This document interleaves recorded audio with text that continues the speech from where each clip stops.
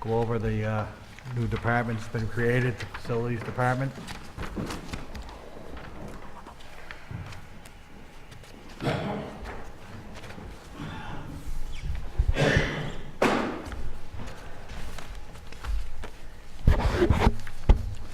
Good evening.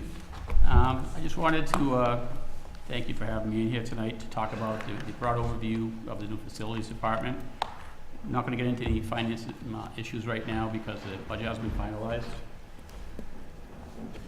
So, the town of Clinton decided to create the facilities department based on needs that they saw. There's a lot of different kingdoms operating around, a lot of money being spent, a lot of things not being fixed properly. And I was the lucky one to take on that challenge, and I'm glad I did. After my first 15 months in town, I've had a pretty good experience going around and meeting people and making relationships, seeing what the needs are. And being a military kid, I believe in a strong leadership role. So I always started this off with a mission statement. Basically, the town of Clinton and all the departments in it are our customers. And customers are always right, we have to treat them right. So we're gonna listen to what people need, and we're gonna adjust our operations to make sure problems are addressed and things are taken care of. That said, we've got a bunch of different things in town. We've got a Parks and Rec group, we've got the schools, we've got cemetery, Fuller Field, all these disparate groups working on their own schedules, on their own timelines, on their own budgets, doing multiplying the same task over and over again, which is least inefficiencies. So the first thing we want to do is combine all that, and that's what's been discussed up to this point. We've gone through the budget, we're heading along that line. And so the first thing we've done, first thing we're going to do is, and we've been working towards it, is on the custodial side. Everybody is one team. We've got to create a new union for them. That's in process. And it should be done shortly. The ground side, we're pulling in cemetery operations as a ground operation. So we see the entire ground operations as one big operation in the town. There'll still be dedicated school, there'll still be dedicated town people, and they'll all have their assigned tasks. Everything will be on a schedule throughout the seasons, and we'll move forward in that regard. There's always been a lack of response time in getting things repaired in town, which is a big problem. Fixing buildings is one thing, repairing them as we go on is another. So we're going to add a position as a maintenance tech in the town to take on that role. And that one person, that one individual will be the primary fix-it man, for lack of a better term today, for the town and the schools. Then on the town side, we're going to try and condense the operations for the custodian side. There's a lot of need. I know the senior center has more need than we can give them right now, so we want to increase that position, some hours in that position. That building has a huge load on it, and it's not being properly addressed now. The library also has a huge load on it. It's not being properly addressed at this time. So maybe look at adding half a position over there or adding more hours to the part-time over there if we haven't decided that yet. And then on the equipment side, since every department in town has their own equipment, everyone's buying equipment, there's different makes, there's different models, we're going to condense all that, and we're going to streamline that kind of operation as well as we go along. Hopefully find some cost savings in there. Okay. Some of the what ifs. You know, you've got the paper in front of you. One of the first things I came in town, I went over to the Veterans Field, and I went in the field house, and there was a water break in there like 12 years ago, and it had never been repaired. The ceiling's falling in. It was just a sign of people didn't think they had the right or the money to fix something, and the right person was never asked. And those are the kind of things I see when I go around, and those are kind of the things we're going to address and correct them as going forward. Well, I've been involved in a preliminary meeting with your two department heads and yourself. A couple things we're going to be aware of. He's going to need some new equipment to get started, probably a truck. He's also looking at some equipment to remove snow instead of physically shoveling. So you're probably talking at least a couple $100,000 there. And you know, what I've told him is that we have to live with some parameters. Needs one new person, we can understand that. It's a new department, but we're gonna try to live up to his increase, be 3 or 4% like everybody else. So that is our plan here. And he's aware of that, and he's working on his numbers, and not specifics. I'm a personal believer that the best equipment is in the best interest of the town. So, when I first got on this committee, nobody had a truck that was 5 years new. And since then, we have a lot of new vehicles here, and we keep replacing them, along with improvements to the buildings and whatever. So this is just another step to get more of a bang for our dollar. You guys have any questions for him right now? Yes. Do you know when your budget will be ready? I'm going to meet with Mike Ward this week. We're going to go over it again, and it should be shortly. It's, we've already gone through all the fine tooth, we've gone through it once or twice, and we just got to go through it with a fine tooth comb again. You said in your paper that you've read the capital plan that came out in 2015. Yes. You agree with that? A lot of the aspects of it, a lot of the data in it is outdated at this point. Like anything else, after 4 or 5 years, you've got to relook at it. But the gist of the plan is solid. Do you intend to revise that? I can revise that plan. Some of the items in there aren't applicable to how I see it going forward, but I certainly could revise that plan in a summary fashion. I'm not saying that you should or not, just what you're planning to do. Well, we've used the plan as the model going ahead, creating our capital plan, our operating budgets and such, and some of the staffing projections in there. That plan was calling out for a half-time electrician, a half-time plumber, a half-time carpenter, and those are things we just can't afford to support. That's why I went with a maintenance tech, a full-time maintenance tech, instead of a specific tradesman. And the values that report showed, even at that time, were really underfunded for what they're actually getting. So most of my concerns with that report were the low numbers they were using. You also referred to an ongoing 5-year capital plan. Yeah, the 5-year capital plan identifies major cost expenditures for this town, and it's a rolling 5 years, so just keep on going. It's a living document. You keep modifying it and changing it. Jim's seen some of it, and Could you share that with the committee? that will be shared, correct? What I basically said to him, he has some improvements that's substantial, give us a 1 to 10 rating on his importance. Right.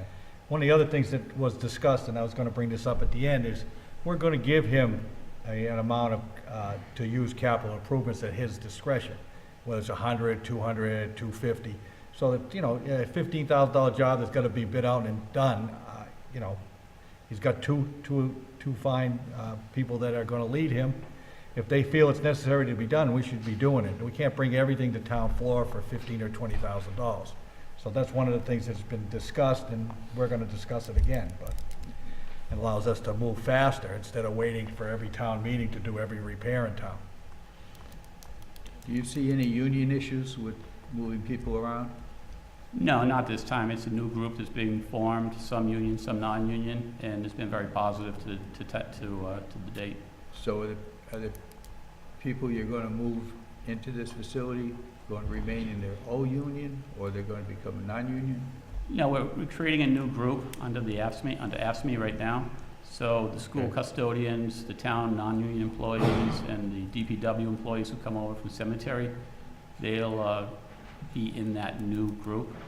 They've already had contact from the union. They've already filled out union cards, such like that, and so that's moving on that side of the card. Okay, and lastly for me anyways, do you encompass security as part of your? Typically, security is a facilities role, and as we get more into the process and into the town, we can take over more of that role and get more involved in it. But do you see that originally as your mission, part of your mission? Do I see it? Did you originally see that as part of your mission? Oh, yeah, totally. That, typically facilities is the buildings, the grounds, security, phones, a lot of time it's IT, definitely power and heat, light and power. Those things are always encompassed under a facilities hat. Thank you. Just remember, this budget's gonna be approximately $1 million budget. It's not gonna be a small budget. And Russ has done a good job so far at least identifying how we're gonna put it together. And when we see it, there'll be his new numbers and the numbers he's taken from the other departments, so we have an idea where things are coming from. Right now, in our preliminary budget, we're just gonna leave everything where it is, and then 2 weeks from now, I'll do all the math to take it out. So, again, I commend him, he's done a lot of work so far. We haven't seen it yet, but we will in the next couple of weeks. So all the budgets we've seen so far, are they gonna be revised? Well, we're gonna pull out the repairs and maintenance or people that relate to, like this, the school's the biggest item, but, you know, you have a repair budget in the fire department. Yeah, same thing up at the, Council on Aging. So those costings, everything gonna be pulled out and put in his budget. But we're gonna have a good idea of what we're doing before we do it. So right now, I'm gonna go with the budget we have and then pull them out at the end.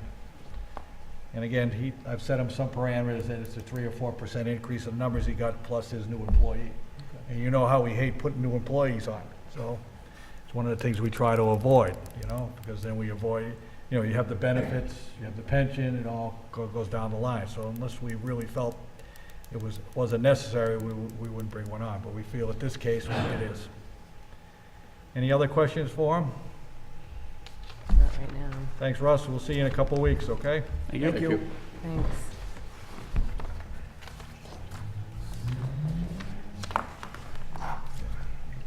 Time is the school on? Right away?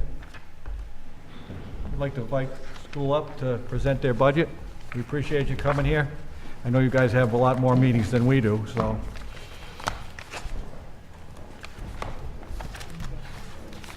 Thank you. Thank you. Thank you. I thought the business manager told me she wasn't gonna talk tonight.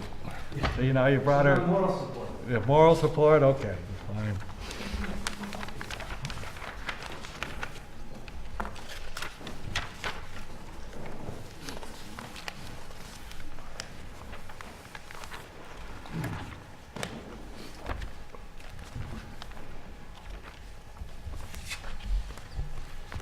All right, good evening. So our FY '20 budget version A is contained in this booklet, and I tried to kind of outline a lot of aspects of what goes into that in here. The first page is a sort of an introductory letter. You know, some of the highlights of what we plan to implement with this budget is to start getting a one-to-one technology at Clinton High School by purchasing Chromebooks, expanding Project Lead the Way programming at Clinton Middle School so that all 8th graders can take robotics and automation. 7th graders will be able to take an app creator course, and 6th graders are going to be able to, most of them are going to be able to take design and modeling. And we're also working on trying to increase support for our most vulnerable learners at Clinton Elementary School by partnering with the New England Center for Children to expand our special ed services, and by adding a full-time English learner teacher. And part of that partnering with the New England Center for Children is going to allow us to service more students in the district so that we're not transporting students to out-of-district placements. We're able to keep them in their hometown and meet their needs here. I did bring a couple little show and tell items. I'll just do these quickly, but so when I talk about Project Lead the Way, I think it's important to realize that this is a bubble wand, right? It's designed for, you know, dipping in and blowing bubbles. This was designed, drawn up, and 3D printed in the middle school. So this is plastic that was made by, this was Adriana's. This has her name right on it. So like as a 6th grader, they're able to design things and physically like print them now with what we've been able to add with the makerspace that we put in last year, and with the STEM special, and with the Project Lead the Way classes. So I think we're really increasing some of those opportunities, and specifically Project Lead the Way design and modeling course, they give you a problem. So their problem this year was there's a company that makes a bunch of these little blocks, and they get rid of them as excess, and they want you to design a toy out of them. So the students had to actually draft what their toy would look like. They had to draw all of these by hand. Then they had to make prototypes of them. Then they made them out of the blocks. And then it actually culminated with them then creating their designs to be able to be printed on a 3D printer. So these are actually, you know, pieces that 6th grade students designed, prototyped, printed, and actually have a working thing that they developed. So I just wanted to bring that just as a way to show that I think we're, We get to keep those, right? only if I can take it apart and you can figure it out. Well, we're gonna time each other, there'll be a race. So, but I just want to show that because I just think it's important to realize that, I think we're really trying to make some shifts in sort of, getting our students prepared for more of what they're going to need to succeed in today's economy, and that's going to be a lot more of this type of problem solving, this design and creating and those types of things. So I just figured I'd bring a couple little toys. I know sometimes, if you might hear a lot about 3D printing, but if you haven't actually, seen a 3D printed thing, it's Pretty impressive. yeah. Yeah. So, all right, anyway, so on with the budget. If you go on page 3, there's an executive summary chart. You can see the bottom of that first table says our total operating expenditures for this budget was an increase of 4.66%. However, we do have less circuit breaker projected for next year, or actually it's based on what we received this year. It's down about 12%. Remember the thing about circuit breaker I always try to remind people is that it's not actually revenue, it's a reimbursement. So the fact that it's going down means it's not like the state cut the percentage of funding, they actually increased it. It's our expenses were down in that area. So overall, the general fund budget we would have needed from the town really to increase the support and operating expenditures of 4.66 would have been 5.37. Then I break down, it goes down by account number. You can see for district leadership and administration, it's a very small increase. Instructional services is a large increase. A large part of that is adding to that support that we mentioned in the elementary school. And like I said, if you notice in the 9,000 series where it says programs with other schools and it's down 400,000, if we take away from instructional services, the programs with other schools is going to go up because we're able to, by adding some of those in-district programs, we're able to keep kids in the district. So I just want to make sure we understand that even though there's a decrease there, that kind of goes with that increase. The other main thing, in the 4,000 line, if you see operations and maintenance of plant, there was a $260,000 increase, or 13.77%. Most of that was preliminary conversations with Russ about looking to implement sort of the personnel for the plan that he just presented. So I put a big, stars there because I'll highlight later in the budget that if we take some of these line items out, then we move to his budget, what that looks like, okay? The next couple pages, page 5 and 5, 6, and 7, just kind of show you what the staffing would look like. There aren't any real major changes in staffing. As we mentioned, we're adding 1 ELL teacher at the elementary school. The rest are pretty much just internal shifts based on, a large grade moving through. At the middle school, it's the same idea. There's 1 less teacher at 1 grade, but with additional at another. There's 1 less teacher at grade 6, but that was a grant-funded position that's gone. At the high school, the staff is essentially the same. On page 8, I'd just like to draw your attention, there's a box there. So this is where, under facilities, what we did is we broke this up into 3 lines. So remember that bottom line there says GF total, so general fund total. So if you look at that number I referenced in the beginning, that would be a 5.37% increase. We split that up in the general fund education and general fund facilities. That's just what we called it. And the facilities represents the salary, maintenance, supplies, and service contracts. So it's 4 basic line items, might have been broken up a little more by the by building and stuff, but it's basically those 4 general areas that we would say those are areas that would be probably transferred over to the facilities department. And so if you can see that there was a large increase if you compare those line items from FY19 to FY20, because we were trying to, kind of in our preliminary budgets support the plan, fully support the plan that Russ had proposed. I think moving forward, we're understanding, I know we're following our meeting, that we're going to try to look at his department and what he needs sort of separately, right? So by moving those line items over, it's kind of apples to apples. And then, so if you look from an educational perspective, the increase would be 4.56% is really essentially what we're looking for an increase in terms of providing educational programs. That's That's sort of the figures part of it. A lot of the information, the rest of the information in this booklet, our strategic plan and strategic goals, mission, visions, core values. I mean, those are things we developed last year. A lot of the other stuff is kind of backup. It's the things you're gonna be able to see. A lot of it's from the DESE, showing what the projected revenue basically from like Chapter 70, showing the comparison in Chapter 70. We were fortunate that the Chapter 70 aid for Clinton, and according to the preliminary cherry sheet, went up $777,001, which is a 6.26% increase in Chapter 70 aid, which is huge. I mean, the last couple of years, it's been 2% increase, 1% increase. And I know everything is the same, it's all one pot of money, but it just, it helps the cause to get, if we can get 500,000 more in school aid, that helps the cause, right? It helps all the costs. Right, all the Okay. causes, yeah. Circuit breaker, that's just showing you our circuit breaker calculation, so you can see what that kind of comes from. Kind of just on page 13, we kind of walk through what the circuit breaker account looks like. That money has to be spent within 1 year. We try to carry it over for the maximum 1 year.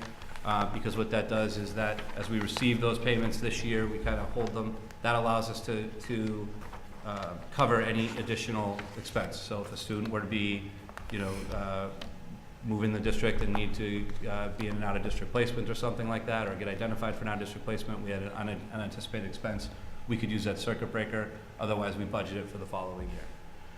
So it's just kind of like a 1-year delay. School choice, you can see where the school choice account is going.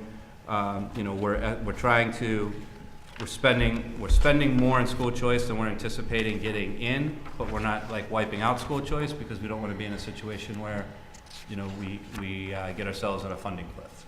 We're trying to pace that out. We understand school choice is not a savings account, but we don't want to create a funding cliff either where we just say spend it all. So we're trying to we're spending more than we're bringing in, but we're trying to do it at a responsible rate so that we can maintain what we're doing going forward. Some additional information, just looking at our federal grants. Those change kind of every year. The trend has been that they're kind of going down, although the total amount is about the same. A lot of the support grants have been going down, particularly Title II-A. We used to pay for a teacher out of the Title II-A grant. That grant continues to drop to the point where it's really going to be difficult to sustain a teacher's salary, and that we do not plan on having a teacher in the Title II-A grant next year. What we would be able to do is use that money for what it's really intended for, which is teacher quality. So it'd be more for professional development, coaching, tuition reimbursement, those types of things. So then page 16 just gives you a quick look at per pupil expenditures in district versus out of district compared to the state. We are below the state average. However, our expenditures as a town each year for the last 3 fiscal years has been going up.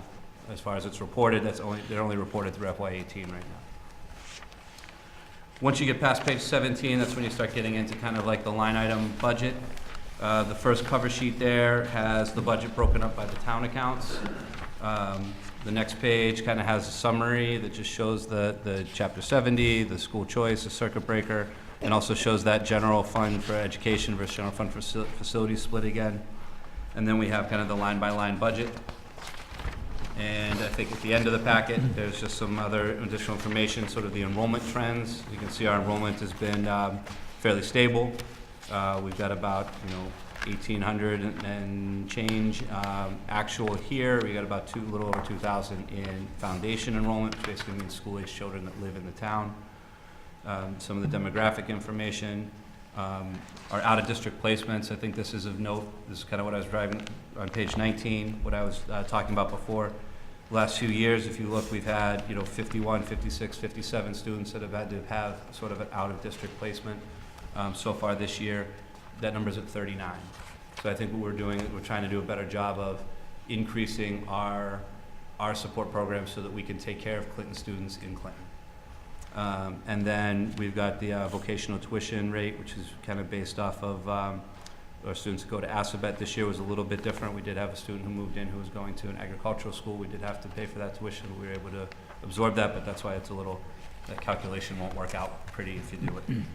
And the last page is just a snapshot of our report card. They did change the report cards this year, so it's a little bit hard to make sense of what all that is, but we'll be able to, next year, we'll get a better comparison as far as what the growth is and how we're doing. But I think we're moving in the right direction, and I think this budget as presented, I think would allow us to continue that. And I think, I know you guys have decisions to make, and you got to make sure that all the departments are get the resources they need.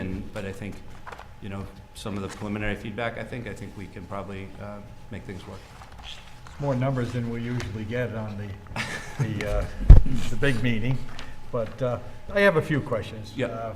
First is, my board isn't aware, but you have a large capital improvement for the middle school that's coming up, and it's, I'm a big believer, if your roof leaks, you gotta fix that first, because there's no use fixing anything else, and it's probably gonna be $750,000, so I want my board to be aware of that right away.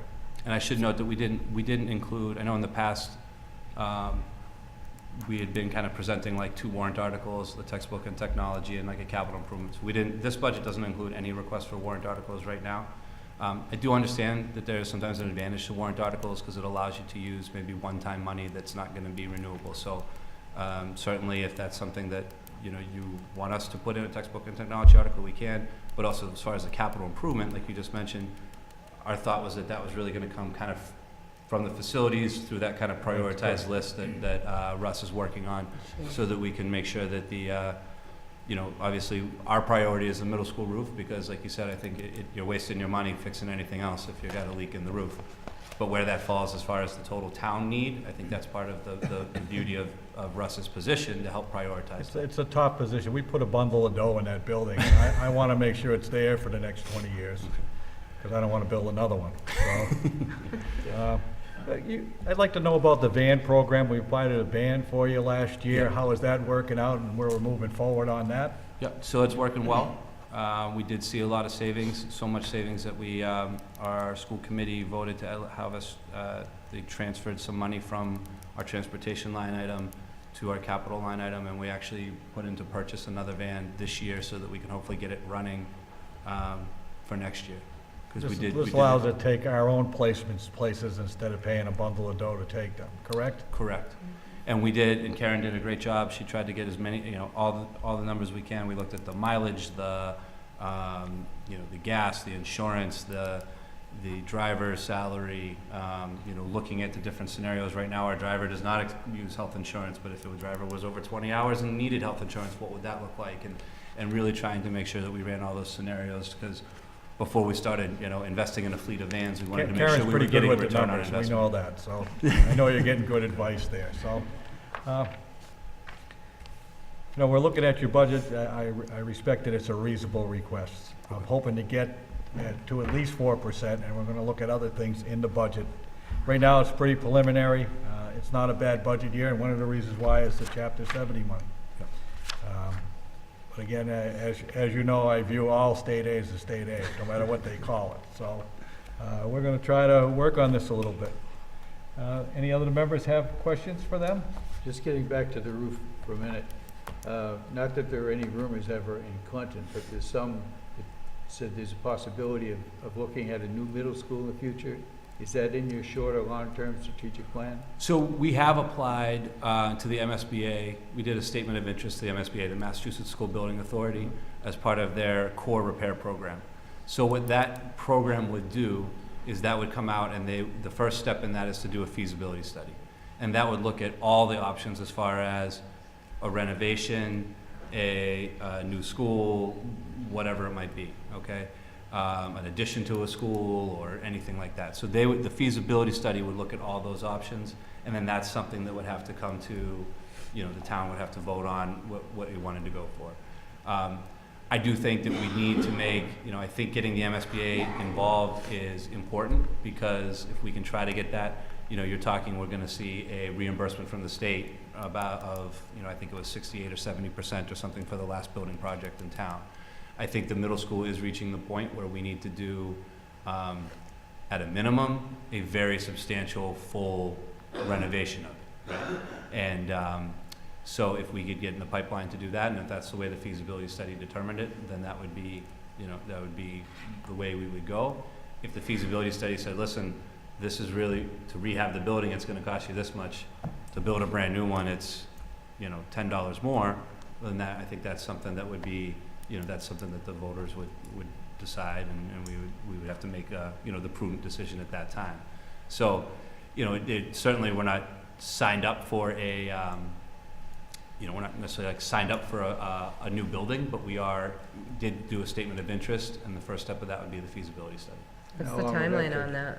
Do you expect to get it back? So they're due, the statements of interest were due for this year, they're due Friday, so we submitted ours last week. Last year we submitted one as well. They did come do a site visit. I do think that we were one of like 14 schools that they did a site visit on. I think they only funded like 6 projects or something like that. So they did encourage us to apply again. We applied again this year. We wouldn't hear until December. That's when they make their decisions, usually the first week of December. And then once we heard from December, then the timeline would be probably for us to work through the budget process to say, can we get a feasibility study on the funding for a feasibility study on the town floor that June. And then really from the time you get invited to the time you see a finished product is like a 6-year project, you know, so it's a long road, which means even with pursuing that, you still need a roof, right? Because we still need, we still have kids going to school there right now. Right. And we can't just neglect that building and say, well, we're hoping down the road. You know? Yeah. So- No, Have they been rehabbing buildings more or new buildings? You know, our buildings aren't outrageously old. Yeah. You know. No, I mean, I think, Can we get the same 70% if we rehab it? That's what I'm asking you. I don't know. That's, I think we'd have to go through with the feasibility study. I mean, I think that's where they would let us know. And that's where we would find out what exactly our rate is. You know, it can go as high as 80% depending on the town's, you know, according to the Department of Revenue and stuff. So, you know, so I think those are all kind of unanswered questions that we would have at this point. If we got invited in, I'm sure we could get a lot more information before we were bringing the feasibility study to the town floor. Besides the roof at the middle school, what are the other priorities at the middle school? I mean, I think the heating system I know needs some work. So a lot of the interior doors, the floor,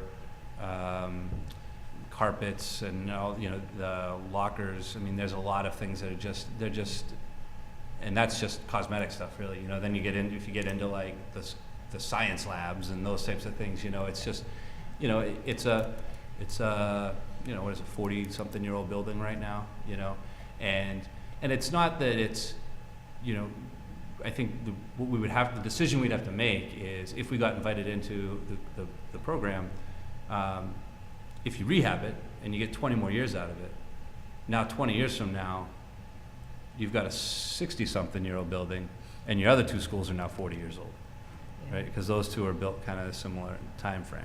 So we just kind of think strategically about that. But those are decisions that, you know, we'd see because there's going to be, you know, we're going to look at numbers at that point too. If the feasibility study says a rehab is this much and a new building is this much, well, we're going to make the decision. I have a question on school choice. Are most of our school choice students in the middle school that come here? 'Cause I know our high school is not completely full, and I know that the middle school has the largest classes.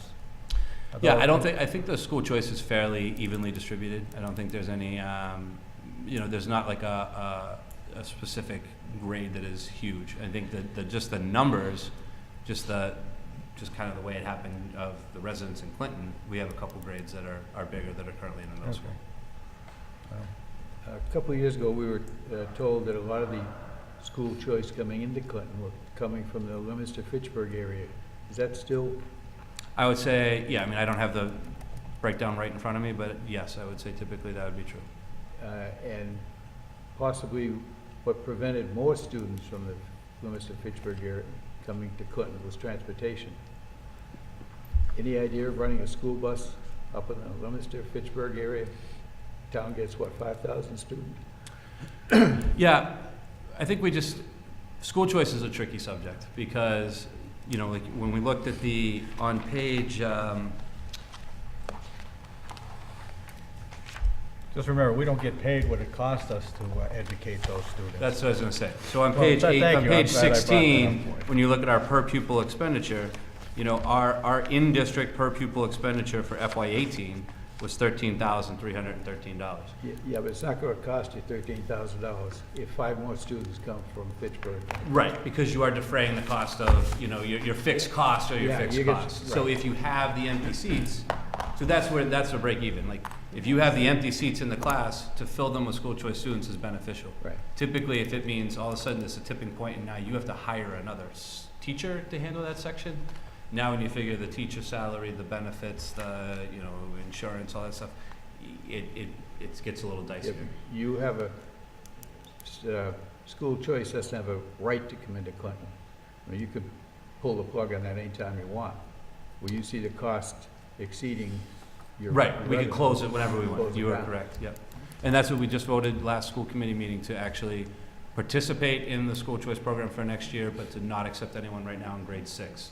Because our grade 6 numbers are high, and we are to the point where if we got a few more in, we would be really needed, it would probably trigger us to say, hey, we gotta look, add another section. When you mention the cost of the middle school, just the cosmetic, which you would have to do, without getting into the systems Yeah. or the science labs, it kind of prophesizes that it's probably gonna be a new school. Well,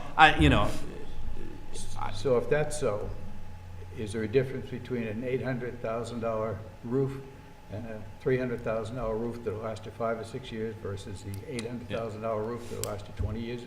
I think that would be, that would be a better question for Russ. I mean, I think that's what's great about, you know, having a director of facilities is that Yeah, he's, but I you think know, you'd have so- to get some guidance from you Yeah, as to what your strategic thinking is for Yeah. the next 5, 10 years. yeah. Yeah, I mean, I think, you know, We're working on a plan, but we don't have one. That's basically the case, and that's better than not starting at all. Right. So, and like I said, a lot can change, because I don't really know how, you know, I'd like to think we have a good shot at getting invited into the MSBA program, but, you know, we might not, right? Right, So but in the we gotta- meantime, you need a roof. Because in the I mean, meantime, like I not- said, even if I get invited in this year, Right. we're talking Right. 6 years till we see a finished Right. product. So you're gonna be, you know, a third of the way through a new roof's lifespan anyway, so. Right. But your point is well taken. It's like, you know, is it cheaper to do a recoat instead of a rip and replace or something like that? Because you might only be you only want to get 6 years instead of 20. You know, I think it's a valid point, but I think that's something that, you know, the we can building put committee Russ and on the Russ- carpet for that next time he's there. Yeah. How's that sound? Again, in the middle school, that's not fully air conditioned, is it?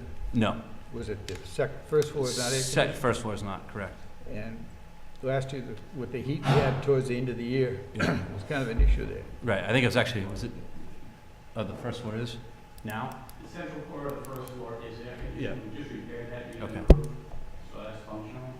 Second floor is fully air conditioned, there's just a few rooms in the perimeter that are not air conditioned, you'll have to deal with moving forward. He's- But that is new, so when we had the heat before, the air conditioner in the central core, the inside of the first floor, was not operational. But Russ Got her working. got it working for God. me. That So means that the first floor is air conditioned? it has air conditioning, not everywhere, but I think probably be the inside, not the exterior. But the exterior, a lot of the exterior is the cafeteria and the gym and those areas. So- Again, we're gonna look at that building, and you're doing the feasibility study, and we know we're gonna have to put some more money in it if we're gonna keep using it, so. Right. Again, we've done a pretty And I good think- job, and yeah. now we need a roof. That's And I all. would say that the money that's been put in the building, even if there's a feasibility study that says build a new building, the money that's been put in the building, like I mentioned, there's still students there right now, so it's all been a good investment, right? We can't just ignore those students' experience right now. It's the only time those students are in middle school now, it's the only time they'll go through middle school, right? At the same time, it also looks good towards your MSBA applications that you've been making attempts to Right. maintain your building, right? They don't want to just be they don't want to build you a new building and then you come back in 20 years and say, well, it fell apart. And you go, well, you didn't do anything. That's one thing this committee has done the last 10 years, is support the buildings themselves and major projects. I could name 5 roofs that we've done on some of the Yeah. other buildings, and we keep working on it. Money is not as scarce this year as it's been in the past, but we still need to put our feet forward and work on making sure that, you know, the roof doesn't leak. Yeah. That's for sure. Excuse me, one more. Yeah. That state report that will be out in December, is that pretty much controlling as to whether or not, at least for this year, you would go forward with plans for renovation or new school? when they come out in December? Right. No, so December would be when they would let us know if we were invited into the program. So the MSBA meets as a board in December. So all the applications are due in April. They begin to review them. Like I said, last year they came out and did a site visit for us. I don't think they do necessarily a site visit every year. Like they might not come visit us again because they have the report from last year. But new schools that might put in, they'll go do some site visits potentially. And then when their board meets in, I think it's like mid-November, their board technically meets, they determine which projects are gonna be able to fund based on their approximate, estimate of what the project would be. And then we would get the green light in December to go ahead. At that point, we still wouldn't know necessarily what direction we were going. That's when we would start the feasibility, that's when we would start working with the MSBA towards how do we get a feasibility study going? What's that gonna cost? How can we get that approved and funded at the town floor? Because the feasibility study itself will probably cost a couple $100,000. And then you do the feasibility study, and then it's gonna lead to what direction are we going for the reimbursable project. But that decision in December is pretty much a go or no-go for either renovation or, okay, but in 2020, Yeah. You can reapply again? You can apply every Yeah, year? you can apply every year. Okay. Yeah. But it's sort of, if they keep rejecting you, it keeps pushing everything off a year. Right, because it kind of delays it, but. We might have to have our own plan, right? Right, that's the thing, I mean, at some point, you can't just keep waiting on them, right? So that's why I'm saying like the roof, like, we can't just hold our breath for them, we gotta start somewhere. But every year you're building it's a year older too, so your application should look a little better. We'd love the state to pay 80%, but we gotta work on it, right? Yeah. That's correct. Thank you. Okay. We're probably gonna have you back to, when we start going over the numbers to see where Yeah. you are. Yeah. I don't have any more questions for you. And if you can give me some, if you wanna give me some, like I said, offline, after you guys talk, you wanna give me some preliminary feedback, we can try to work on our numbers and try to see what that looks like to meet you where you are, and we can come back and present that. Next few weeks, things are gonna start tying together, and then we'll see what happens. I really appreciate you coming in. You were very informative. I appreciate it. Okay? And we like the little stuff you left us too, so we're Yeah, all set. You're not Thank you. getting it. Yeah. Thank you. Thank you. Thank you. We're gonna meet at 5:45 tomorrow, Tuesday. Okay? Probably start really going over the budget. Yeah. I'd like to have a motion to adjourn. Okay. I second that motion. Everybody seconds. Thank you. Haven't asked for that in a while. Haven't asked for that in a while. He does a nice job. He's pretty smooth. No, I'm not saying that. I'm saying he knows his I told you, he's pretty smooth.